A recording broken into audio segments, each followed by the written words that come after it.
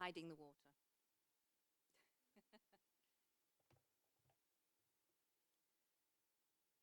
Okay, I just want to say congratulations for a fantastic event. It's been a wonderful week, and I'm very, very happy and proud to be here. So congratulations to everybody involved in the organization and those providing the experiences, and to CICS for organizing all this and bringing us together to learn so much. So it's been fabulous. So, Ansada and buenas tardes para español. Buenas tardes. Okay, my subject sounds quite dry, as we would say in English. Operational directives for implementing the convention and their implications for sustainable tourism. So I'm just going to start with a few slides with lots of text. It is in the book you've been provided, but it's worth just looking at this, because I always try and start with the articles of the convention. And if you haven't looked at the convention, please look online, UNESCO, and put basic texts, and you can learn very much around this convention and how it's implemented and operated. So Article 1 of the convention sets the tone and direction that ICH is to be safeguarded and respected, ensuring mutual appreciation thereof. Article 2 mentions intangible cultural heritage as linked to the requirement for sustainable development. So that's our context, so tourism within the context of sustainable development. For the purposes of the convention, consideration will be given solely to such intangible cultural heritage as is compatible with existing international human rights instruments, as well as with the requirements of mutual respect among communities, groups, and individuals, and of sustainable development.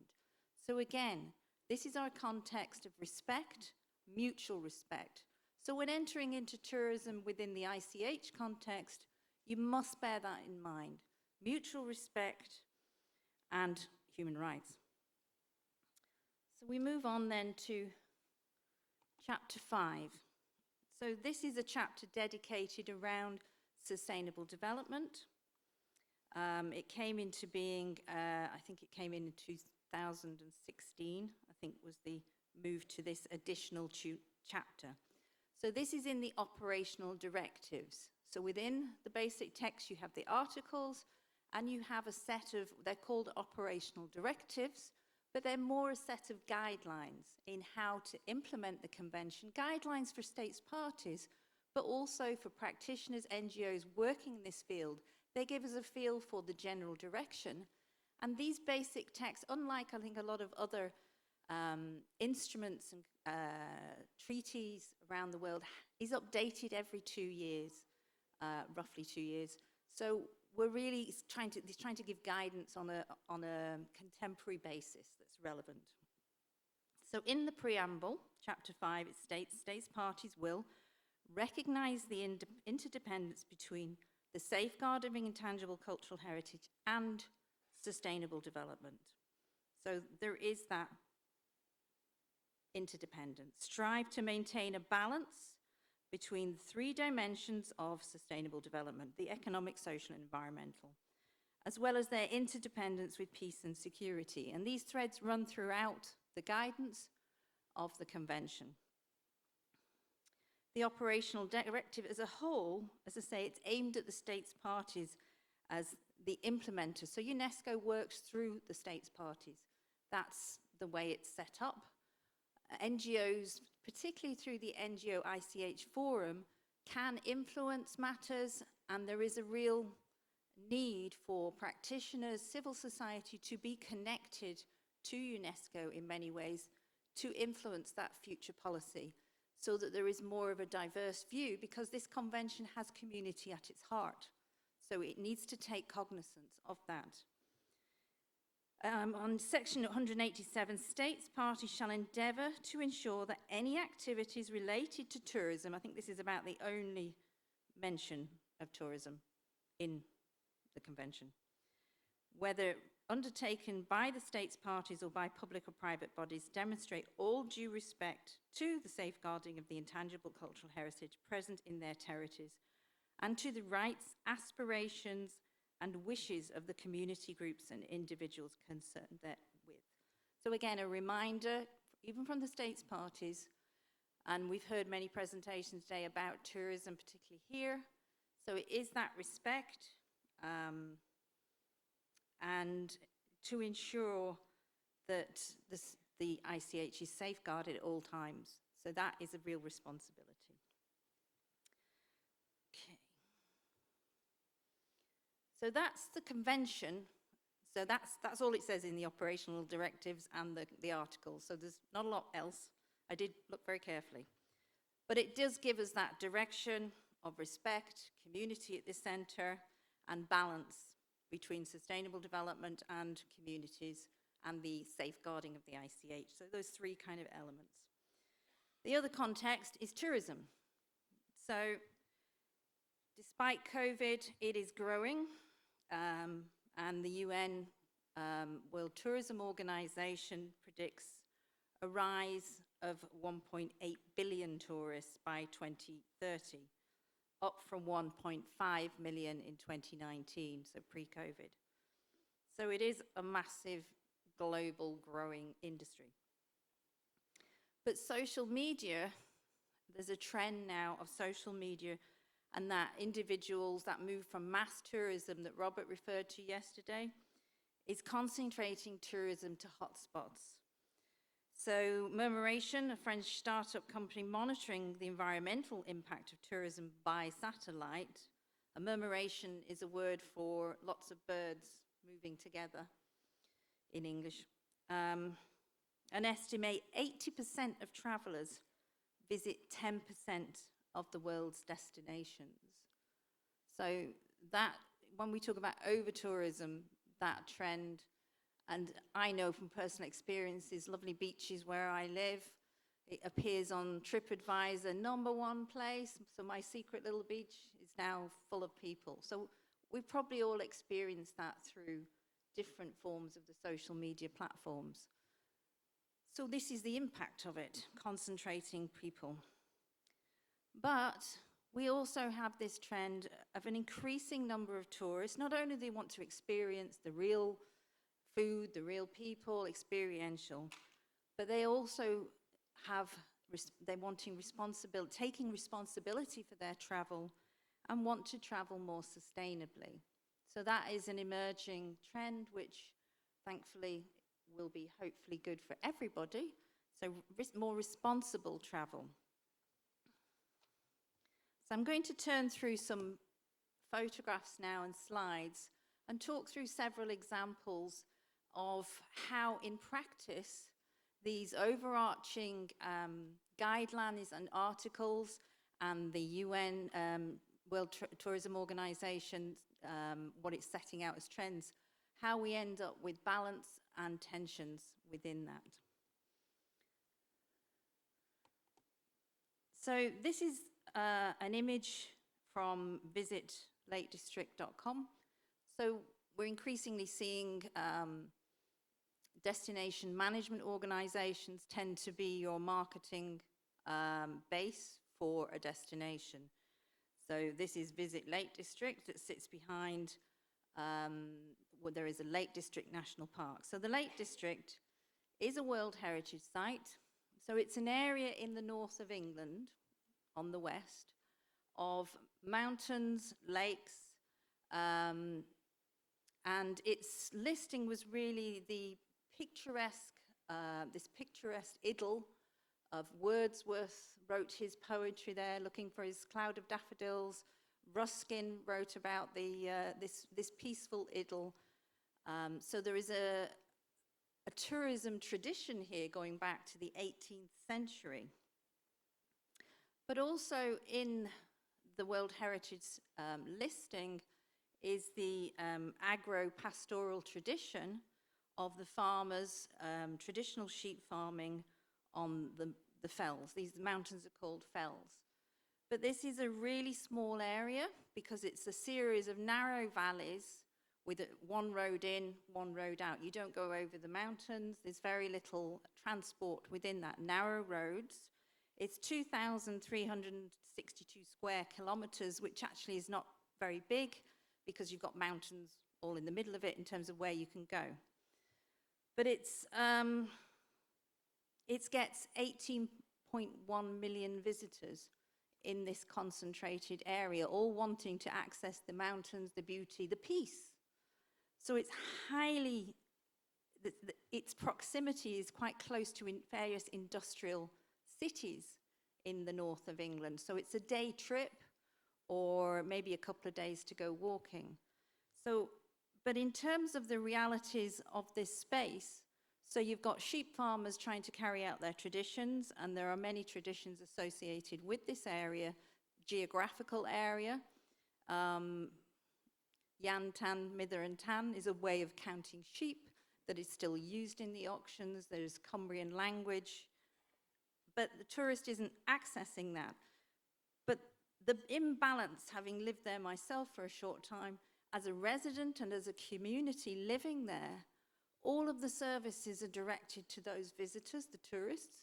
So your quality of life living there as a resident isn't great. And people move there because it's so beautiful, but actually it's not a great place. You can't access your bank, you know, in terms of basic services like the doctors, the hospital. There's nothing really there for the residents. And it can be a huge tension between, and the other interesting factor around this is the national park. So this has been a national park, so the whole area with the villages in it as well as the mountains, so those resident communities is run by as a national park. One of the first, I think it was 1951, it was started in the UK. So you have a policy top-down dictating many aspects of how people live within this geographical area, which is beautiful. Look it up, it is a stunning place. And it has some aspects of that culture which are hugely popular. One of them you may recognize is Beatrix Potter, who was born and lived in the Lake District and wrote her Peter Rabbit. So this attracts, again, I don't know what percentage of the 18.11 million, but quite a lot, very popular. And we do get visitors for the other ICH elements of the heritage there, but less well known, so people are practicing their ICH in the background. So one of them, I could only find an older photograph that I could use. So this is sheepdog trials. So I said the sheep and the traditions around the sheep farming on the mountains. You're going up high on the mountains, no roads. So you're using dogs to round up the sheep. So usually a traditional collie dog, not lassie, but similar to lassie. And these are still going on. So they're practiced in many villages in the area. Everybody gets together and you watch a dog round up sheep, and it's a competition. So that is a tradition that's still going on quietly, does attract a few tourists. It's a day out, but it's not reliant on the tourism interaction, but is very, local residents are very proud of it and will continue that tradition. It's doing well. Another one is rush bearing, which is related to Palm Sunday, so it's a religious connection that was revitalized at a later date, this one, but in sort of 19th century, but it's practiced, goes well. A few people, again, not tourism orientated, so the ICH isn't part of the offer. Things like Beatrix Potter, the mountains are, but the coexistence of the sheep farmers trying to practice, you know, to breed and, you know, farm sheep has to coexist because there's no fences on the mountains, there's footpaths and 18.1 million visitors using this land. So tensions can appear. And I know this because I've read the plans most recently. The tensions are only getting more extreme. So in terms of planning and new housing, attracting, well, getting retention of young people in the area, no one can afford to buy a house or rent a house in this area. They can't build. There's very little ability to build because of the World Heritage Site status and how far can the villages actually expand? So again, to live there, I was asked more recently to return, and I said no. It's a very difficult, there's no easy answer. You have many stakeholders. So the tourism business here is lots of small micro businesses, so small bed and breakfast, little restaurants, a mixture of that on the ground, and then big commercial chains, hotels, there are some of those. So there's a lot of money associated with the brand and with this area. But as we know, tourism is very fragile, and it can take one event to completely halt everything.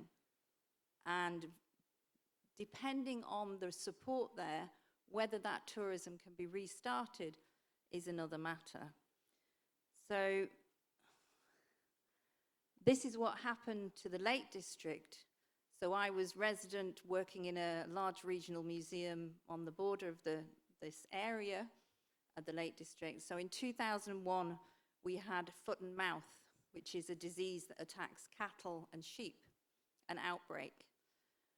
And the national park, with its concern of we don't want to spread it because there was a government, we're not spreading it, closed the whole area completely, shut us off completely. But with no funding, no support, tourism businesses were shut from day one, and all the animals were culled. They were killed and burned.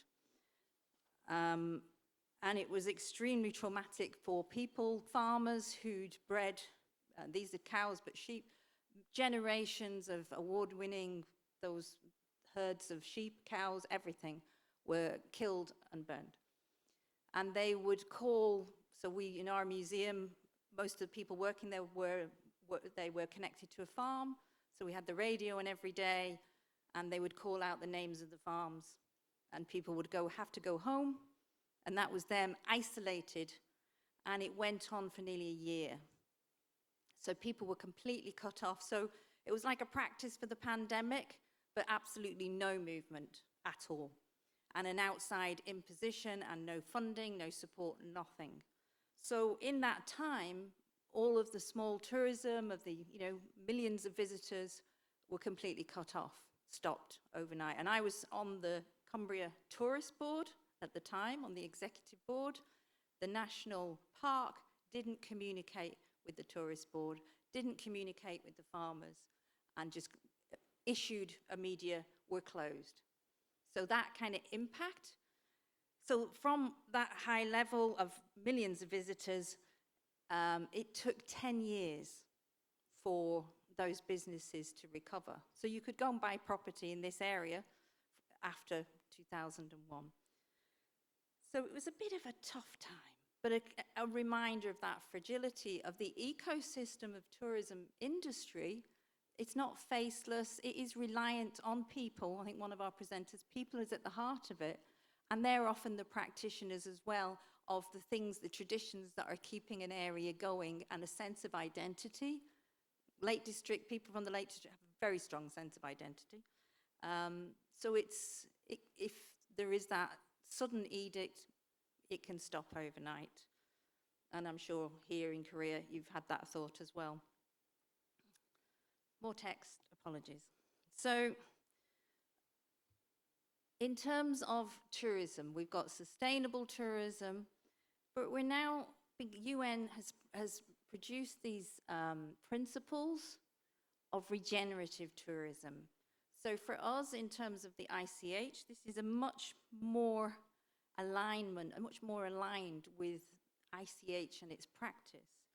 So a holistic understanding of living systems approach.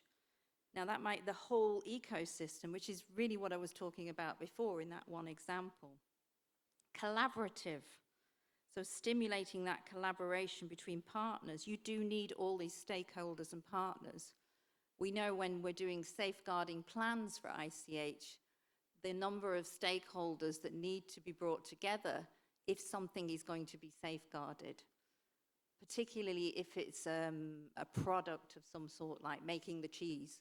You know, you can have really conflicting stakeholder views on how this should happen, how it should be sold, how it should be merchandised, how it should be made. So collaborative as opposed, and bringing people together. Diverse by nature. I think we've all agreed that ICH is incredibly diverse. That's one of its strengths. Inclusive and equitable. And going back to the principles at the start from the convention, the articles and the guidelines, this is pretty much central to the way we want to work and strive to work. Transformational and inspirational. I think the transformational side is, ICH isn't fixed. We know heritage transforms lives, but it's not fixed. It's living, and it's transmitted, and it's constantly changing. And it's constantly, I would say, inspirational in the right context. And environmentally responsible. And cultural stewardship, protection, local heritage traditions, and local people. So there's a mention here in a tourism principle of the traditions, local people who happen to be the best persons to take care of biodiversity, natural ecosystems, and thanks to their ancient wisdom, knowledge passed on from generation to generation. So here's a set of principles that is closely aligned with the convention and the way we're working and want to work in ICH. So we heard about this yesterday, the web dossier. So in doing research around this area and writing a chapter on sustainable ICH sustainability in tourism, I really struggled to find sources. There are key texts, there are key examples, but the web dossier had just been finished and absolutely fantastic as a resource to be able to use. And again, I would encourage you to have a look at it and just, browse through it. There's so many case studies, but also they've collected together resources that can be used in your thinking, how you're putting together a piece of work, project, article, essay. I know we've got some students here. And it collects together key policy documents, such as you've got the Istanbul Declaration of 2018, which was, the UNESCO and UNWTO doing a joint declaration together, raising awareness, ensuring mutual appreciation, strengthening decision-making powers of local communities, and establishing collaborative platforms. So these reoccurring themes in our key documents, key frameworks are moving to this language. And we talked before about ethical approaches, and I think these documents are really starting to capture it and pin it down. This is what we mean. So they're there, and I say, great that the web dossier has put these in there as resources for you to draw upon. So that's some of the overall context. I'm going to go back now to some more examples. So I collected lots of case studies in order to produce a book on practitioner perspectives on intangible cultural heritage, which is really an introduction to the whole field. And I had the great honor of interviewing Mr. Chu Ngoy from Vietnam, who had done recently a project, a collaboration with the British Council on safeguarding some of the weaving practices in a Cham village. So the master weavers were not connecting really with the younger generations, finding it hard in terms of passing on the traditions because many young people were leaving to earn more money in a factory. So there was that, the loss of the more complex weaving tradition patterns, but also creating income enough for people to want to stay. So this was a project that had these sort of key things of revitalizing some of the traditions, safeguarding the knowledge, and creating some sustainable income within the village area from tourism. So both domestic tourists and international tourists. And they really, the domestic tourists were very interested in just buying the simpler designs. So they really wanted to introduce the domestic tourists to some more complex weaving designs and what their meaning was. So they didn't want to just do plastic dolls and, this was the museum. So it was a cooperative center in the village that people would visit. So they wanted to do something a bit more interesting. So they commissioned the local pottery, and Mr. Chun Nogoi was extremely proud of this, that they had a collaboration with a traditional pottery nearby to make the figures to show the different costumes which then could be made. And one of the key outcomes of this project was that the 12 young apprentices all stayed in the village. They didn't go off to the factories because they could make a living and an income and stay within that geographical village. So it really safeguarded, but as I say, it was very much, they didn't know if it would have those kind of outcomes.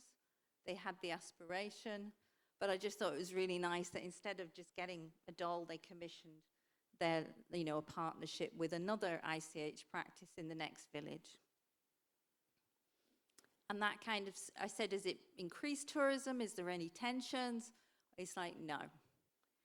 This has been a really positive outcome for us. We are getting more domestic. The international tourists we can demonstrate to, they're interested. But this little bit of interpretation really helps in terms of understanding and transmitting the knowledge to that wider audience. He was fantastic.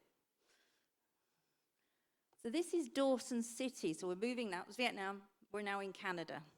So this is in Yukon, in the kind of north, not the Northwest Territories, but not too far from Alaska, in Canada. So this was where the Klondike happened, the gold rush. So you may have heard of the gold rush. You may have some heritage connected with the gold rush. It involved an awful lot of people and a massive migration of people. So I visited in 2019, so this is my experience from 2019, and I was reading that this whole area became a World Heritage Site in 2023. Last year it was listed, and it says it's from the nation, so there's obviously some movement. But at this stage, the interpretation was solely about the white settlers. It was very narrow. And this whole town, which is a working town, was fixed at the point, I think it's 1868 or something, of the Klondike. So it's all preserved, but people are still trying to use it as a town. So in terms of even the miners, the indigenous communities still living in the locality, this is their administrative center. So coming in, one indigenous lady said to me, our elders can't come in anymore because these boardwalks, they've got higher and higher as the buildings have sunk, but they won't do anything to change the buildings. They just make the boardwalks higher. So now people can't access basic administration. The interpretation, as I said, is all about this Klondike. So in the background, that big white patch is the moose slide, which has huge importance in the local indigenous culture, the stories and the traditions around it. And it did say in the listing that this was included and that there was now more of a First Nation direction around this, but at the time it wasn't mentioned in any interpretation at all. And as I say, this is your guide in the town. And the impact on the indigenous communities of the Klondike, you can imagine, all these people coming, massive destruction of lands and appropriation of land culture. So it doesn't really reflect that. So I don't know if the interpretation has changed. And the World Heritage Site listing is very high level. So it'd be interesting to see if that makes any difference, the fact that it's driven by First Nation. And meeting quite a lot of emerging tourism, indigenous tourism businesses. I think I mentioned yesterday that where people are at in terms of sharing their ICH for tourism purposes, there were communities there saying, we're not ready. We know we're getting there and we're developing a tourism offer, but we're not ready to share it now. And there is a strong indigenous tourism presence in Canada. So there is the Yukon First Nations Culture and Tourism Association driving tourism thinking in terms of that balance of safeguarding and economic return for a tourism offer. And in a broader sense, British Columbia, which has 204 First Nations, different ones, and 34 languages, indigenous languages, has a very strong indigenous tourism presence. They have a very well-attended annual conference. So taking ownership of tourism from an indigenous perspective. The overall British Columbia tourism offer is supernatural. They're selling the landscape, the lakes, the mountains, the forests, a bit similar to New Zealand, which is 100% pure. You know, they're selling you a pure natural experience in New Zealand, even though you've flown on your aeroplane to get there because it's a really long way away. So there's a little bit of irony in there. And another community that has really taken ownership of their heritage from, I think the 1970s was when this has started. And they're another World Heritage, Haida Gwaii. So an archipelago islands on the west coast, very north, again, very close to Alaska, incredibly strong nation. So this is their heritage center, and they have, if you want to know a little bit about indigenizing collections, there is an incredible ICOM webinar that's available online on this is Celinda Nye Saving Things House. So if you look up Saving Things House and ICOM, you'll come across that webinar where they talk about how they safeguard the collections and in that museum, but still make them available for community to use, handle, and use in ceremonies. So the ICH meaning associated with these collections remains alive and well and thriving, to be honest. That's just another view. And in Victoria, the city itself on Vancouver Island, this is the Kwakwakiwak Meeting House. So this is, the museum and the heritage kind of interpretation in Victoria is on Coast Salish land. So they had a connection with Kwakwakiwak, built this meeting house and have a meeting place that they've made available for any nations visiting the city who don't have their place. So this is, although it's run by Kwakwakiwak, it's their place. But from a tourist perspective, you have this wonderful timber building in the middle of the city with poles around it, a park that people can enjoy. They can't go in unless they're invited. So you can look at it, but it's pretty amazing. Not sure how long I have. So we're moving country again. I've only got a few more. And this is Guatemala. I had a very quick visit, a Mayan World Heritage Site. This one's 1979. I looked at the listing, and it's about Mayan culture, ancient. It's like Mayan culture is not alive, and we know from these ladies here, Mayan culture is alive. But what you'll notice is that's a Mayan ceremony, a contemporary Mayan ceremony altar in this Tikal. So I don't know whether the park just lets it happen, but it certainly wasn't in the World Heritage listing. So there is a balance happening there where contemporary living Mayan practice is happening against this setting of the ancient culture. And everywhere I went in Guatemala, there was evidence that Maya is not just an ancient civilization, it's a living culture. So, and I'm sure we saw that yesterday, that it's alive and well. So last few slides now.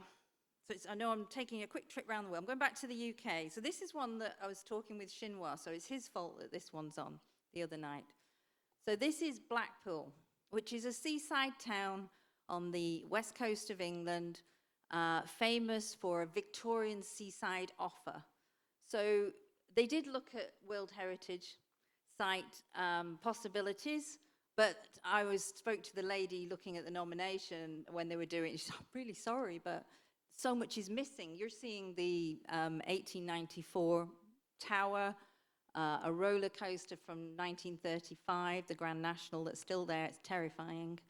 Not big, but, ooh, old. But next to this is the big one.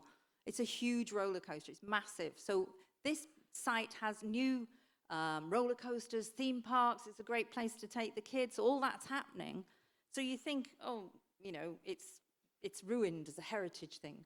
But actually, talking to show people, traveling show people who do the fairs, so they may have the stalls where there are small stalls. They are taken as children to Blackpool to learn from the masters the craft of being in a fairground. So it still happens. And you wouldn't know any of that. It was only by chance. So the ICH behind this is alive and well. But you wouldn't think that from the big roller coaster, the big one. And a final, next one. So this is an example in Eastern Europe of regenerative tourism, of hosts buying a piece of land, building a 15-bedroom hotel, but also changing, putting paths in the landscape to provide a setting and a venue for local weddings. Because the community spend huge amounts of money on a wedding ceremony, and they're saying, we will give you this for free. We're building this, we want to share it with you. So that's somebody doing regenerative tourism. I think tourists are coming in, they're promoting that, they're putting something back into the community. Come and have your wedding, beautiful setting, our hotel, but you don't have to pay for it. And I'm just going back to Scotland now. I don't know if I went well. I'm going to Scotland. One other thing. So this is Outlander. I don't know if you've heard of Outlander. It's a very popular series, books, fantasy. But the outcome of this is people come to Scotland, find the locations of the castles, go all over Scotland, really looking for the story of Outlander. So it's had a huge boost in bringing tourists all over the country. But my point is, people believe it. So I was at Culloden Battlefield, which was a big battlefield. Everybody died from the Scots side. So they have markers of where clans, people were killed, gravestone. So there's one around the Fraser name. So the key character in this story is Jamie Fraser, and they've had to put a fence around it because so many people have gone to the graves thinking that it's him. So that, you know, when it becomes a tradition, and this series, the Gaelic language in this series is correct. They've made it so certain ICH elements have been reproduced for the show. They have the best experts. The Gaelic is Argyll and Bute Gaelic actually is perfect. So they've tried to put the traditions in, but when it is fantasy. So Culloden is overrun by people looking for Jamie Fraser's grave. So on that warning note,